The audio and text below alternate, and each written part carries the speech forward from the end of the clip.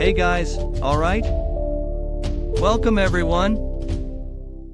We begin the movie with a man named Brandon, waking up startled as his flight time is near. Soon he rushes to the airport.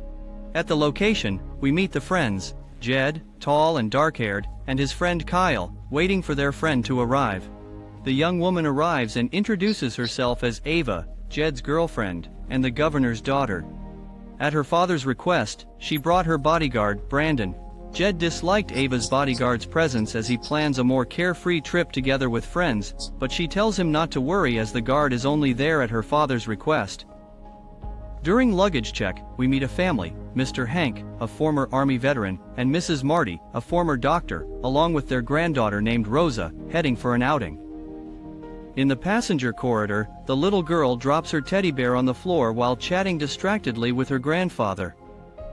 The group of friends chats in the corridor, discussing their future decisions and what they truly want to pursue as a career. In the waiting lounge, the little girl realizes she lost her teddy bear and, desperate, runs off to find it. She accidentally collides with Ava and apologizes for staining her, saying she lost her bear, and in fear, she returns to her grandfather. Ava, seeing the sad little girl, goes back to the corridor in search of the bear, and ends up finding it. Moments later, she brings the bear back to the girl, who is happy to have her toy back.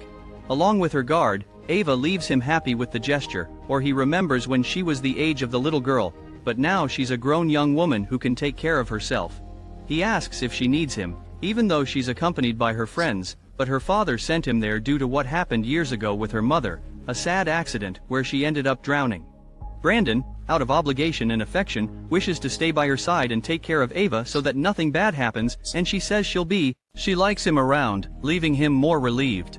People board the plane and take their seats. However, Ava prefers to stay with her friends, while Brandon remains alone. The aircraft soon takes off bound for Cabo, while the couple chats for a while. Jed encourages Ava to pursue her projects, affirming that she will succeed and will be the best at what she will do. Kyle, on the other hand, begins to mock the steward named Danilo, in a gentle way, and ends up earning a different smile. Meanwhile, little Rosa watches the sky from the airplane window, amazed by the beautiful sight. Soon she and her grandparents have some fun and smile a bit. Kyle starts to terrorize Ava, saying how thin the airplane wings are, and yet they manage to make the plane fly so high. Jed reassures her, saying the aircraft is safe. Suddenly, everything shakes, leaving people worried, especially Ava. Brandon wakes up with the noise and observes what is happening. The flight captain says they are going through a brief turbulence, but it soon passes, leaving everyone relieved. Sometime later, the little girl, looking at the sky, notices that the aircraft's hit engine begins to come apart, and soon catches fire. She calls for Marty, who, seeing the scene, becomes frightened, but they take the first steps by fastening their seatbelt. Suddenly, a steel piece comes loose and ruptures the aircraft's fuselage, leaving Ava terrified. Before long, the force of the external wind causes the metal to rupture, and turbulence invades the aircraft. People scream in terror, while others are sucked out through the air suction, which is so strong it tears apart part of the plane's side. Unfortunately, many people are sucked to their deaths, while others await the aircraft's landing. Ava looks around and notices the sea around her. Soon the plane crashes into the sea, causing more deaths. It floats for a while, but due to the holes, it soon begins to sink, terrifying the friends even more. The aircraft ends up stopping on a rocky and steep surface. Breakfast. Part of the plane is flooded, but another part isn't, due to the air that remained in the compartment. The steward appears to the friends. Suddenly something begins to catch his attention, noises coming from the sunken part. Fortunately, Rosa appears, and then Brandon also appears, bringing the unconscious woman. The steward provides first aid, and Marty soon regains consciousness. Granddaughter and grandmother unite and ask about Grandpa, but Brandon tells them that he is dead, making them cry. Young Jed starts to panic, but Brandon, who is injured, tells him to calm down, and tells Kyle that he will be fine, since his wound is only in the arm. Brandon reassures everyone there, saying they are in an air bubble and are safe. Being an experienced guard who has experienced many situations, he analyzes the situation. He talks about the approximate inclination of the aircraft and asserts that they are stable for a while. The young ones, scared, say that their day is turning out to be the worst. However, Danilo assures them that the distress call was sent before the aircraft crashed, so help will come soon. Brandon asks the steward for the oxygen tubes. However, when he goes to get them, he discovers that only one is full, which won't be enough. Mrs. Marty says she saw a man nearby where she was sitting using an oxygen tube. Brandon, being the only one with experience in extreme situations, decides to go to the other compartment. The lady asks him to bring her late husband's cap. Brandon then dives and searches for his target, amidst the seats and the dead people. He finds the cap and the man with the oxygen tube. The compartment is where the hole in the fuselage is. So cautiously, Brandon observes the passage. He starts the way back, but suddenly something attacks him. The group watches the water release air bubbles, and Ava becomes worried about Brandon. However, the water becomes calm again.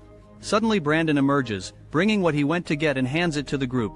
Unfortunately, he is badly injured. Says goodbye to Ava, telling her to be strong from now on. Ava doesn't understand the words, then suddenly Brandon is pulled into the water, leaving everyone horrified by what happened. They realize vaguely that a shark did that, and scared, they go to the back of the plane. The lady tries to reassure the young ones, saying they should wait for help to arrive, as calmly as possible. She begins to take care of Kyle's arm, putting it back in place, causing a lot of pain for the young man. Meanwhile, we see the vast ocean, but soon a ray of hope appears. Fortunately, a helicopter appears, seeking to find survivors, especially the governor's daughter. However, the searches will be difficult, as they cannot see any trace of the aircraft's crash. Inside the air pocket, Jed talks to Ava, questioning the need to do something, but Ava continues to respect Brandon's advice to stay there and wait for help. Jed gets irritated because the guard is not there, but Ava remains firm, affirming that it's what Brandon, with his experience, would do. The aircraft fuselage starts to make noises, showing that it is sinking slowly. Jed starts to worry even more, warning of the upcoming lack of air, but Danilo releases an oxygen tank.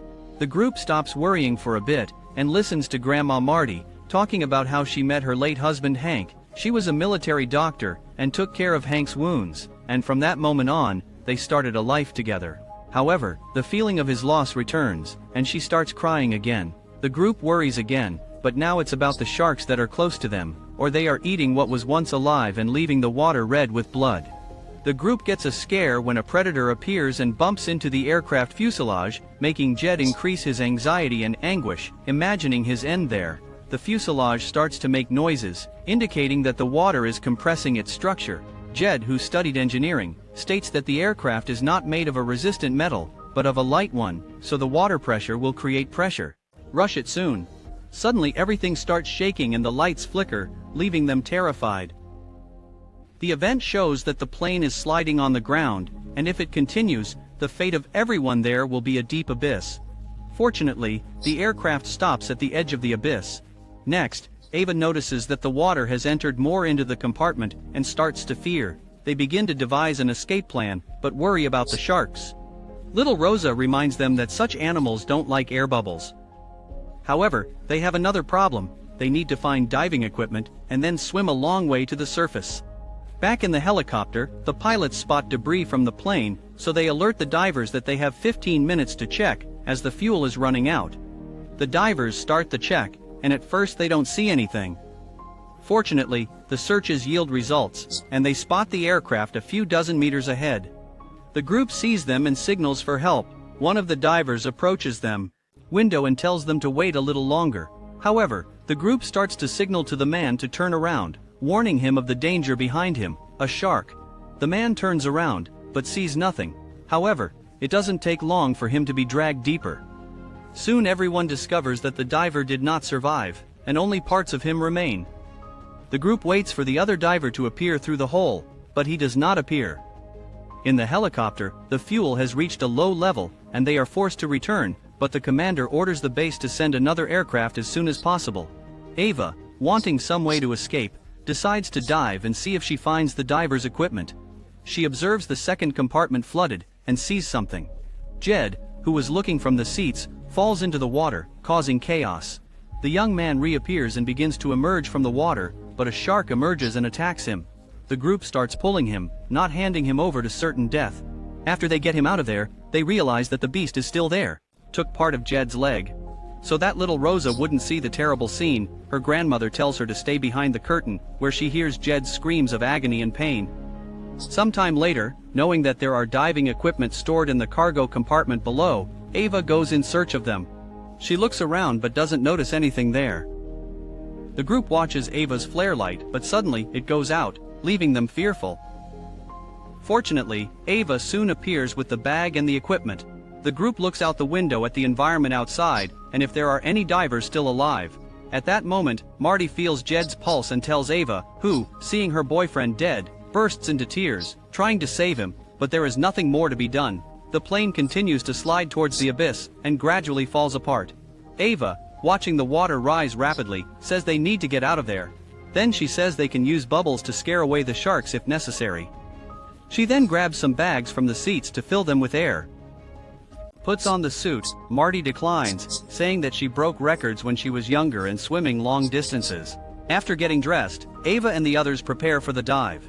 The aircraft cabin detaches and falls into the deep abyss. Ava explains the plan, saying that she will find the oxygen tank of the deceased diver and they will share it. Ava tells Rosa to release the life jacket only when they leave the plane. Grandma Marty asks Ava to take care of her granddaughter, already imagining the danger they will face and that she will do anything to save her.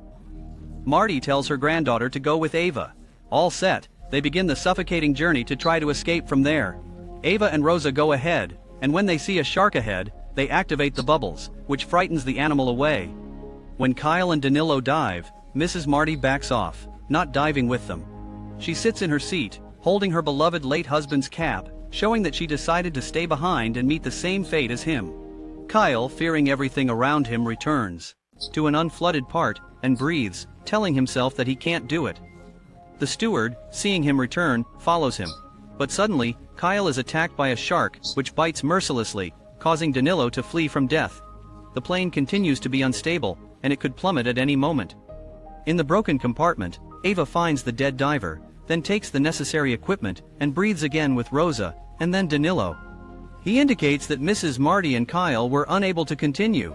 The three then continue, with Ava activating Rosa's life jacket, then the little girl and Danilo start to swim to the surface. When it's Ava's turn, a shark appears right in front of her, but she remains calm. Fortunately, the beast changes direction and leaves her alone, but it ends up knocking her diving goggles off her face with its tail. However, Ava apparently can continue, but unfortunately, another shark appears, so she is forced to hide further ahead of the plane. Suddenly she starts to go back, but it's just the plane sliding towards the abyss. Ava doesn't have much time of air, nor to stay inside. She struggles to get out through the broken front, and fortunately succeeds. The plane continues to fall, and Ava struggles to swim to the surface. Unfortunately, the distance is long, and she no longer has air in her lungs, and ends up passing out. Her body floats to the surface, and it's already night. We see her floating amidst the vast ocean, and by a miracle, Ava wakes up. She calls for Rosa and Danilo, but all she finds is the little girl's teddy bear. Fortunately, it doesn't take long, and the aerial rescue arrives to rescue her. Ava is lifted into the aircraft and meets Danilo and Rosa. She hugs the girl, who is saddened to hear about her grandmother's death. As the helicopters return to base, Ava mourns the loss of her friends, but is happy to have survived the terrible nightmare.